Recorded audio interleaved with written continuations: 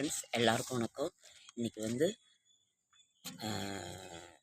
சனிக்கிழமை 7/12/2024 சனிக்கிழமை, டிசம்பர் மாதம், குரோதி வருடம், கார்த்திகை மாதம் 22ஆம் நாள். இன்றைக்கி வந்து பெருமாளுக்கு உகந்த நாள். நீங்கள் பெருமாள் கோயிலுக்கு போய் துளசி வாங்கி கொடுங்க. இன்றைக்கி வந்து சஷ்டி திதி காலையில் 8:30 வரைக்கும் இருக்குது. அதற்கு பிறகு சப்தமி திதி, அவிட்ட நட்சத்திரம், சித்த யோகம், அன்னவாகனத்தில் புறப்பாடு, ஸ்ரீரங்க பெருமாள் மதுரை கூடல்கை தலங்களில் திருமஞ்சன சேவை, இந்திய படை வீரர் கொடிநாள். இன்றைக்கு திதி வந்து சப்தமி திதி. ராகுகாலம் 9 to 10. இன்றைக்கி சூரிய உதயம் வந்து 6:17 தான் வந்திருக்குது. பரிகாரம் தயிர். இன்றைய ராசி பலன்: மேஷம் மகிழ்ச்சி, ரிஷபம் தாமதம், மிதுனம் சுகம், கடகம் வரவு, சிம்மம் சிக்கல், கன்னி முயற்சி, துலாம் எதிர்ப்பு, விருச்சிகம் வெற்றி, தனுசு ஆதரவு, மகரம் பயம், கும்பம் நட்பு, மீனம் தடங்கள். இப்போ வந்து வளர்பிறை. நாளைய விசேஷங்கள் என்னன்னு பார்க்கலாமா? நாளைய விசேஷங்கள் வந்து தேவமாதா கருவுற்ற நாளாம். நாளைக்கு வந்து ஆஞ்சநேயர் வந்து நாளைக்கு வந்து அஷ்டமி திதி, வளர்பிறை அஷ்டமி. தேய்பிறை அஷ்டமி தான் ரொம்ப சிறப்பானது.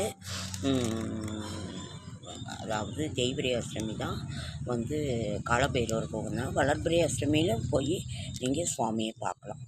ஓகேங்க. கருவேப்பிலை அரைத்து தேங்காய் எண்ணெயில் கலந்து காய்ச்சி தலையில் தேய்த்து வர முடி கருப்பாகவும் அடர்த்தியாகவும் வளரும்.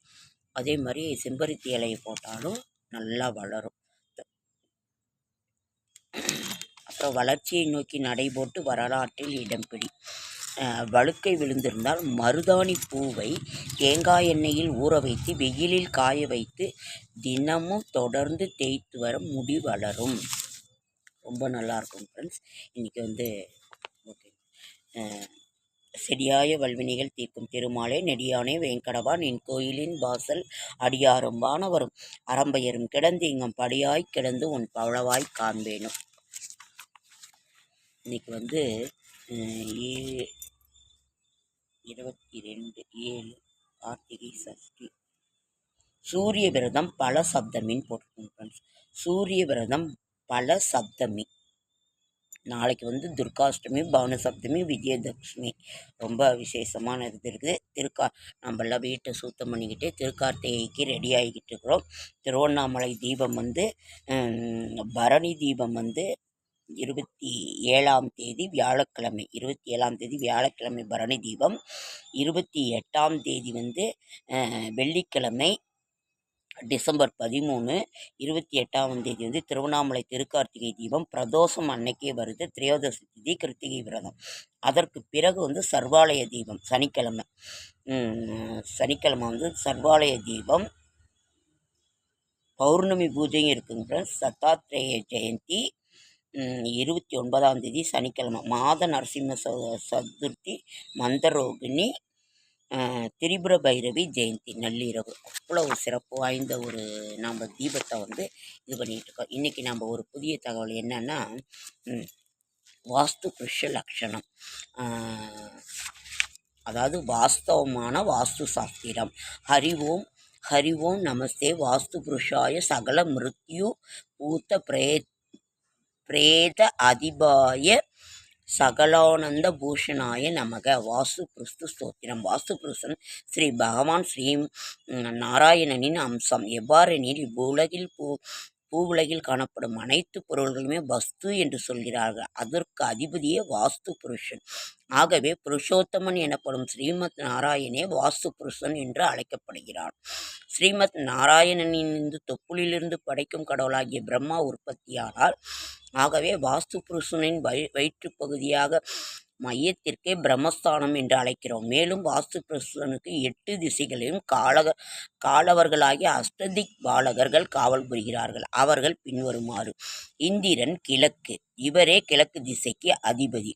அக்னி தென்கிழக்கு, அக்னி மூலை எனப்படும் ஆக்னேயம் எனப்படும் தென்கிழக்கு திசைக்கு அதிபதி இவரே ஆவார். அக்னி மிகவும் தூய்மையானது. சந்தான விருத்திக்கும் ஐஸ்வர்யத்துக்கும் அஷ்டதிக் பாலர்களும் அதிபதி ஆவார்கள். இந்திரன் வந்து வெள்ளை யானைக்கு வாகனமாக கொண்டவர். யமன் தெற்கு அறநெறி பிறழாமல் பாரபட்சமின்றி நியாயம் வழங்கி தென் திசை காப்பவர் யமன் ஆவார். வலக்கையில் தண்டாயுதமும் இடக்கையில் பாசக்கயிறும் கொண்டு எருமை வாகனத்தில் சஞ்சரிப்பவர். நைருத்தி தென்மேற்கு கன்னிமூலை எனப்படும் தென்மேற்கு திசை அதிபதி நைருத்தி ஆவார். 8 திக்கிலும் மற்ற திசைகளுக்கு தேவர்கள் அதிபதியாக இருக்க இத்திசை மட்டும் ராட்சசனுக்கு வழங்கப்பட்டது. வழக்கு விஷயங்களில் வெற்றி பெற விரும்புவோர் சகல சித்தி தரும் சுதர்சன மந்திரத்தை 27 முறையும் பாராயணம் பண்ணணும்.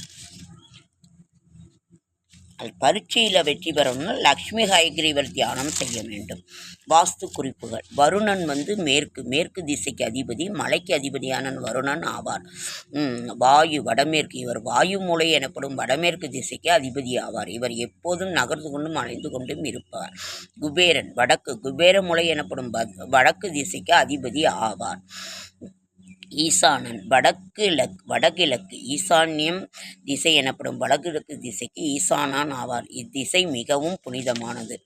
இவருக்கு 4 கைகள் உண்டு. வலது கையில் அபயஹஸ்தமும் மற்றொன்றில் ஜபமாலயம் உடையவர். வாஸ்து குறிப்புகள். ஈசான்யம் வடகிழக்கு வளர்ந்த இடம் அதிர்ஷ்டகரமானது. கிழக்கு வளர்ந்த இடம் புகழும் செல்வமும் தரும். அக்னி மூலை வளர்ந்த இடம் பிரச்சனைகளை உண்டு பண்ணும். தெற்கு வளர்ந்த இடம் மரணத்தை கொடுக்கும். நைருத்தி வளர்ந்த இடம் துன்பங்களை கொடுக்கும். மேற்கு வளர்ந்த இடம் விவகாரங்களை கொடுக்கும். வாயு மூலை வளர்ந்த இடம் அலைச்சலை கொடுக்கும். வடக்கு வளர்ந்த இடம் செல்வத்தை கொடுக்கும். தென்மேற்கு மேல்நிலை தண்ணீர் தொட்டி அமைக்க வேண்டும். வாஸ்து புருஷன் நித்திரை விடும் நாள். இப்போ வந்து ஐப்பசி முடிஞ்சிருச்சு. கார்த்திகை 8ஆம் நாள் முடிஞ்சிருச்சு. நாளிகை அளவில் 10, மணி அளவில் 4, காலை 10 to 10:54 முதல் 11 வரைக்கும் முடிஞ்சிருச்சு. இப்போ தை 12ஆம் தேதி 8ஆம் நாளிகை 3 to 12 மணி, 10 to 6 காலை AM to 10:45 AM. மாசி 22ஆம் தேதி 8வது நாளிகை 3 to 12 மணிக்கு, காலை 10 to 6 AM காலை to 10:45 வரைக்கும். வீட்டு அறைகள் அமைப்பு. கிழக்கு இந்திரன், மேற்கு வருணன், வடக்கு குபேரன், தெற்கு யமன். பூஜை அறை வந்து கிழக்கில், வடகிழக்கு ஈசானியத்தில் முதியோர் அறை பூஜை அறை. 2வது அதுக்கு கீழே கிழக்கில் பூஜை அறை, சாப்பாட்டு அறை, குழந்தைகள் அறை, சமையலறை, சாப்பாட்டு அறை. அதாவது தென்கிழக்கு அக்னி மூலையில் கழிவு அறை, படுக்கை அறை, ஸ்டோர் ரூம், படிகள் தெற்கு. அதே மாதிரி தென்மேற்கு நைருத்தி, தென்மேற்கு படுக்கை அறை, ஸ்டோர் ரூம், கழிவறை, பொக்கிஷம் அறை, பழைய பொருள் அறை, மேல்நிலை தொட்டி, படிகள் மேற்கு. படுக்கை அறை, பூஜை, கழிவறை, படிகள், செப்டிக் டேங்க், விருந்தினர் அறை, கழிவறை வடமேற்கு. வடக்கு குபேரன், அதிக பாரமில்லாத கஜானா, குழந்தை அறைகள். இது வந்து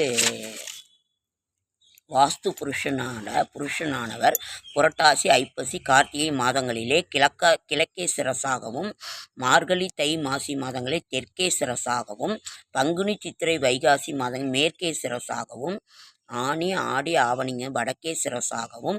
வாஸ்து புருஷன் இடது கையை தலையின் கீழே வைத்து படுத்து கொண்டிருப்பார்.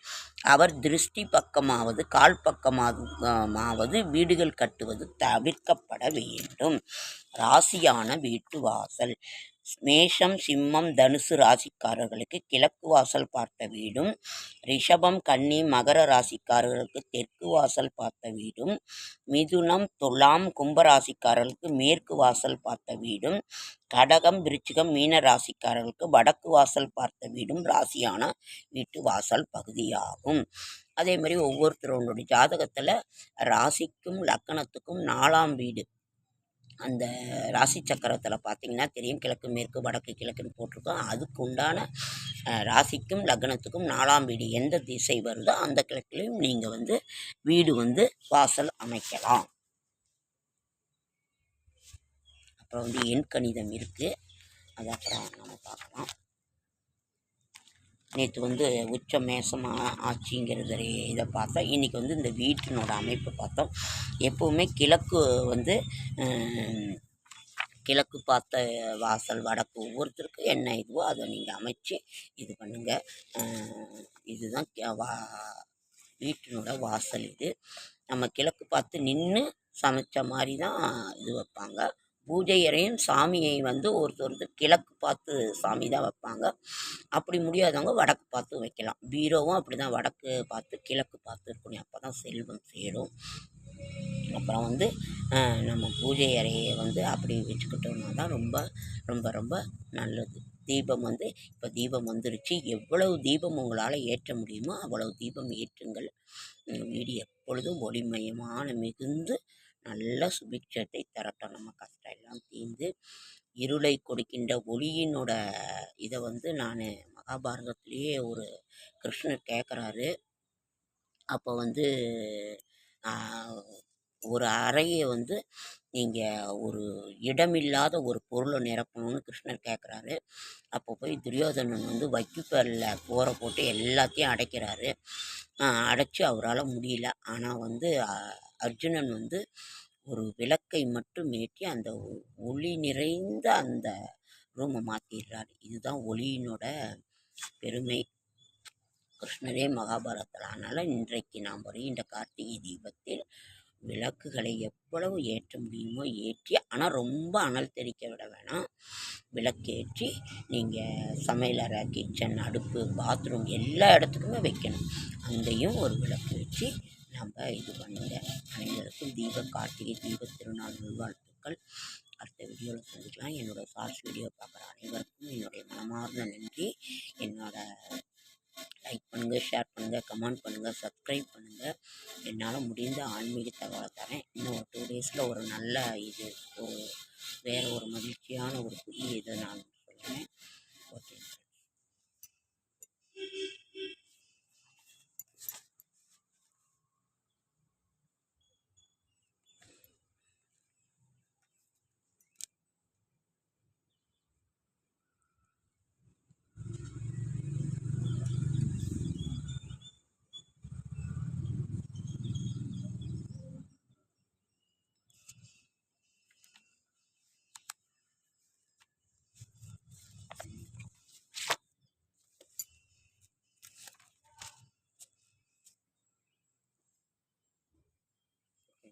அடுத்து